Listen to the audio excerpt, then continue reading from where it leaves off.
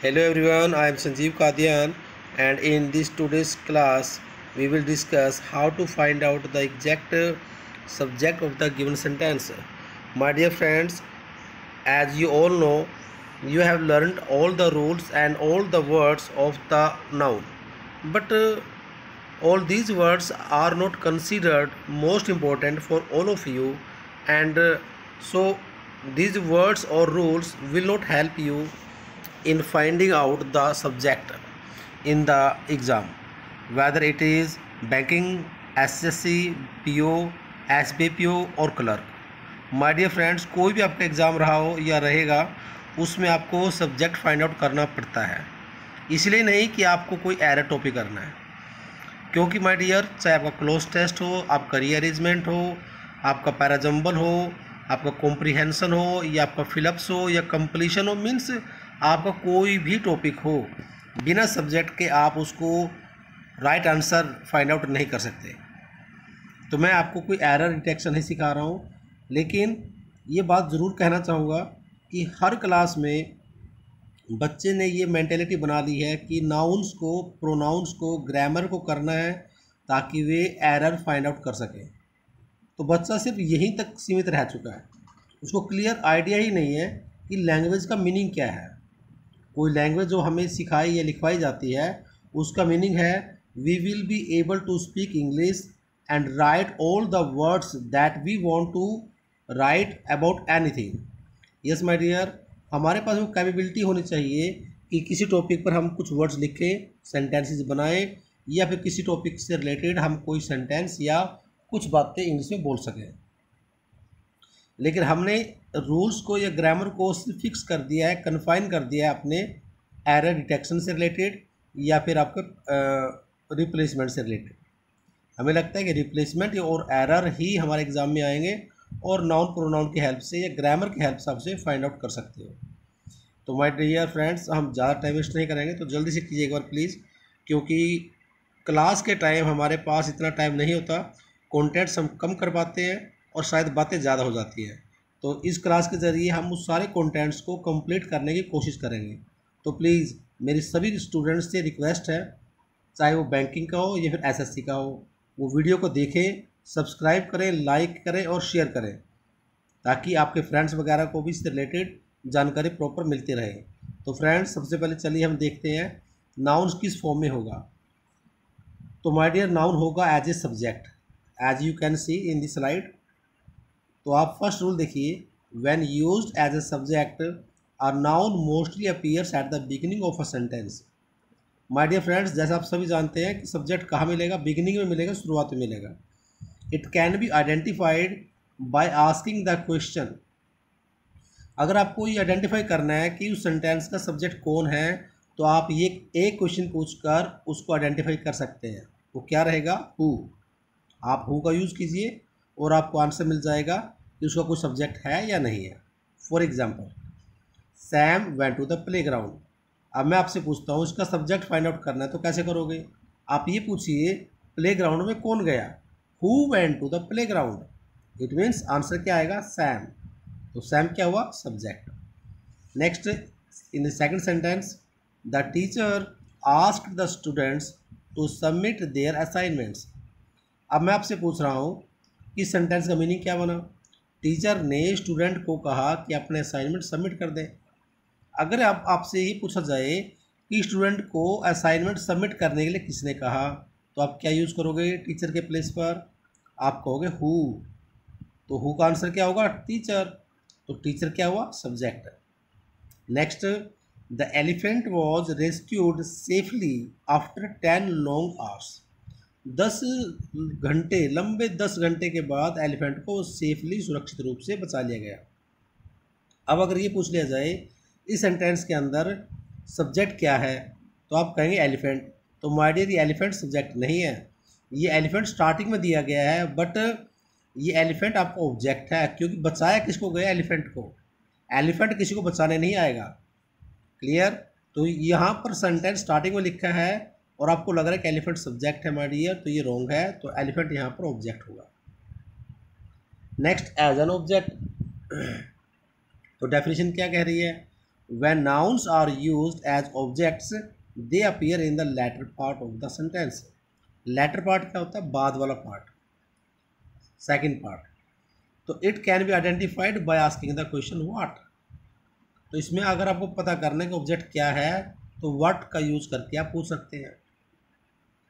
जैसे मैंने आपको कहा आई बोट यू इंग्लिश, तो आप ये पूछ सकते हैं कि इसमें ऑब्जेक्ट क्या है। पहला ऑब्जेक्ट इसमें मैंने आपको पढ़ाया तो आप ऑब्जेक्ट हैं। सेकंड, पढ़ाया क्या गया है, व्हाट क्या पढ़ाया गया है, इंग्लिश, तो इंग्लिश क्या हो गई और सेकंड ऑब्जेक्ट। तो इसमें दो ऑब्जेक्ट हैं, जिसमें से हम एक को डायरेक्ट ऑब्जेक्ट कहेंगे और एक को इनडायरेक्ट ऑब्जेक्ट कहेंगे।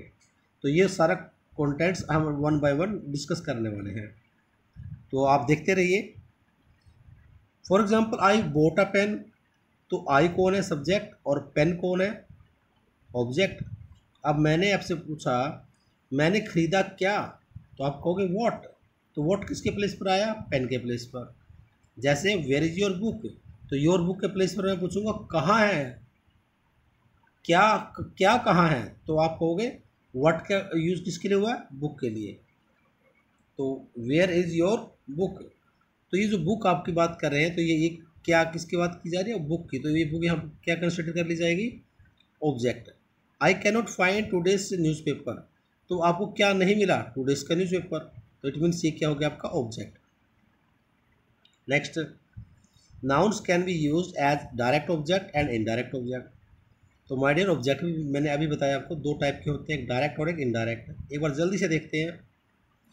डायरेक्ट ऑब्जेक्ट क्या होगा, you can identify a noun used as a direct object by asking a question what. जहाँ पर व्हाट की आवाज़ आ रही है तो उसे आप क्या कहेंगे, डायरेक्ट ऑब्जेक्ट।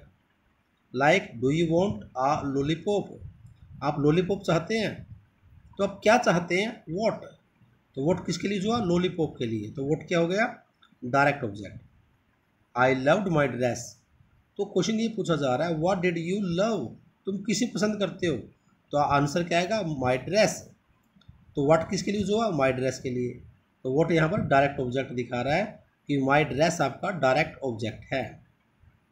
इनडायरेक्ट ऑब्जेक्ट क्या होगा, तो you can ask the question for whom to identify a noun used as an indirect object. अगर आपको इनडायरेक्ट ऑब्जेक्ट की पहचान करनी है तो आप किसके लिए लेकर आए, फॉर whom, कोई चीज़ लेकर आए तो किसके लिए लेकर आए। For example, Sanjeev bought his sister a watch, यहाँ पर वॉच क्या है, what, what means direct object. किसके लिए लेकर आए, हिज सिस्टर के लिए, तो सिस्टर क्या हुई, इनडायरेक्ट ऑब्जेक्ट। तो हिज सिस्टर के प्लेस पर क्या आ रहा है, फॉर whom, संजीव वॉच किसके लिए लेकर आया, फॉर whom, तो इट मीन्स सिस्टर हुई इनडायरेक्ट और वॉच हो गई डायरेक्ट।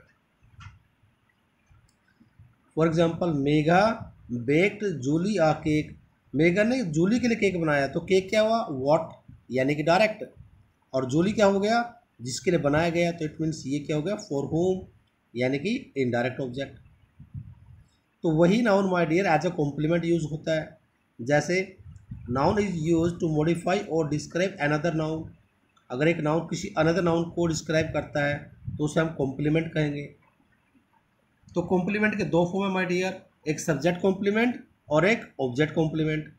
सबसे पहले देखो सब्जेक्ट कॉम्प्लीमेंट, जिसमें आप बात करते हैं प्रोफेशंस की, पोजीशंस की, can perform the role of subject complement. जहाँ पर पोजीशन बताई जा रही है तो वो सब्जेक्ट कॉम्प्लीमेंट है। Like I am a teacher, तो टीचर क्या हुआ, प्रोफेशन हुआ, तो आप इसे क्या कहेंगे, subject complement. My brother is an engineer, तो ये क्या हुआ, सब्जेक्ट कॉम्प्लीमेंट। यानी माई से लेकर इंजीनियर तक क्या कहा जाएगा, ये सारा सब्जेक्ट कॉम्प्लीमेंट है, इसमें कोई एक्शन नहीं हुआ है। For example, Jawaharlal Nehru was the first prime minister of India, तो ये सारा क्या है, सब्जेक्ट कॉम्प्लीमेंट है, सब्जेक्ट के बारे में बात हो रही है, बट सब्जेक्ट यहाँ पर डूअर नहीं है। Nouns use as an object complement, object complement में कैसे होगा, देखो object complements are nouns that follow the noun they modify, यानी कि ये उस नाउन को फॉलो करते हैं जो मॉडिफाई करते हैं। क्या, names, professions, positions can perform the role of an object complement. For example, we named our dog, तो आर डॉग क्या हुआ, ऑब्जेक्ट हो गया। कॉम्प्लीमेंट कैसे हुआ, उस कुत्ते का नाम क्या है, शैडो, तो इसलिए जो शैडो है वो ऑब्जेक्ट का कॉम्प्लीमेंट है। For example, the teacher made Tabitha the class leader. अब ऑब्जेक्ट इसमें कौन है? तबीता, यानी एक लड़की है, एक ऑब्जेक्ट है, एक पर्सन है। तो साथ में क्या दिया गया है? Class leader. उसे बनाया क्या गया है? Class leader. तो उसे आप क्या कहेंगे? क्या कहा जाएगा उसको? कॉम्प्लीमेंट। किसका? ऑब्जेक्ट का। तो माय डियर, इस टाइप से मल्टी फंक्शनल नाउन्स हैं जो हम क्लासेस में डिस्कस नहीं कर पाते हैं।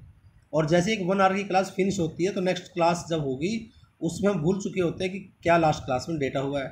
तो इसलिए माय डियर, ये वीडियो देखना हर स्टूडेंट के लिए मैंडेटरी है ताकि पूरे डेटा को नोट किया जाए। नेक्स्ट देखिएगा, मल्टी फंक्शनल नाउन्स कैसे होंगे। Nouns use as verbs, noun को एज ए वर्ब यूज किया जाएगा। Like there are some nouns which can also be use as a verb. बहुत सारे नाउन्स है जिसको एज ए वर्ब यूज किया जाता है। Some nouns can be use as verbs, कुछ नाउन ऐसे भी है जिसको एज ए वर्ब यूज किया जाता है विद अ स्लाइट चेंज, थोड़ा सा चेंज होता है। Like in the spelling of the original word, original word की स्पेलिंग में थोड़ा सा चेंज करके उसको हम यूज कर सकते हैं as a verb. For example, his divorce is final. तो यहाँ पर ब्रैकेट में लिखा हुआ है माय डियर, ये जो डिवोर्स है, डाइवोर्स है, ये आपका नाउन है। उसी के अंदर डाइवोर्स को के अंदर आपने थोड़ा सा चेंज कर दिया तो आपने कहा आई एम डाइवोर्स्ड, तो यहाँ पर ये यूज हुआ as a verb. Do you like my new dress, तो यहाँ पर देखो ड्रेस क्या आपका? As a noun.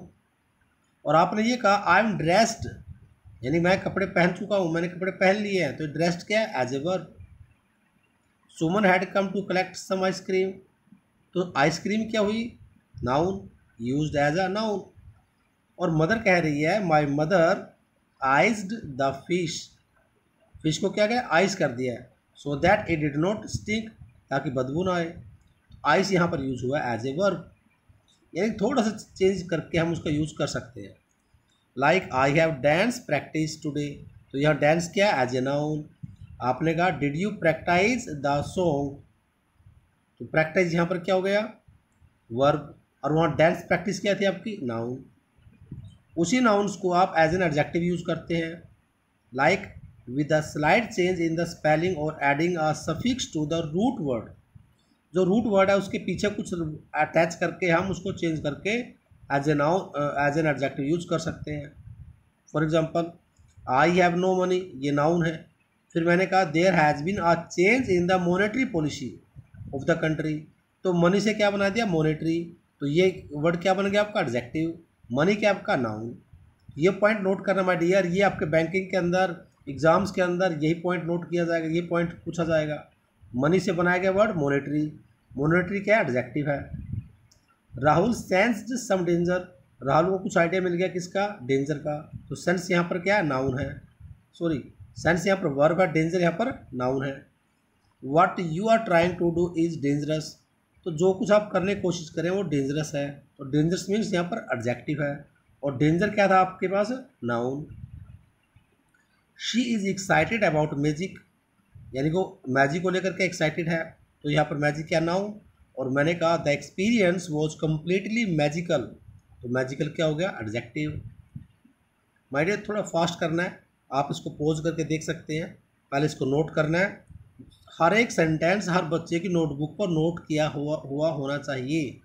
मैं चेक करूँगा नोटबुक को, आपका सारा कॉन्टेंट्स अच्छी राइटिंग होना चाहिए। और स्पेशली बॉयज़ के लिए, बॉयज़ बच्चे बहुत ही गंदे तरीके से नोट करते हैं। अगर आप अच्छे तरीके से लिखोगे माय डियर, तो अच्छे तरीके से उसे याद रखने की कोशिश करोगे, नोटबुक को पढ़ने का मन करेगा, तब जाकर एग्ज़ाम क्रैक होगा। तो ये जो आपकी लेथार्जी है, आपकी सुस्ती है, उसको छोड़ दीजिए। Speaking against another religion is a legal offence, तो ऑफेंस यहाँ पर एज ए नाउन यूज हुआ है। What you did was offensive, तो ऑफेंसिव माय डियर यहाँ पर है एडजेक्टिव, और ऑफेंस से पहले था नाउन। तो कुछ वर्ड्स को हम एज इट इज़ यूज़ करते हैं नाउन में, एडजेक्टिव में, तो थोड़ा सा स्लाइड चेंज के साथ आप उसका यूज़ कर सकते हैं। तो माय डियर, नेक्स्ट वीडियो के अंदर हम डिस्कस करेंगे कुछ ऐसे एग्जांपल्स जिसमें आप इन सारे वर्ड्स को, रूल्स को अप्लाई कर सकते हैं। तो बट उससे पहले don't forget like, share and subscribe. Okay, good night everyone.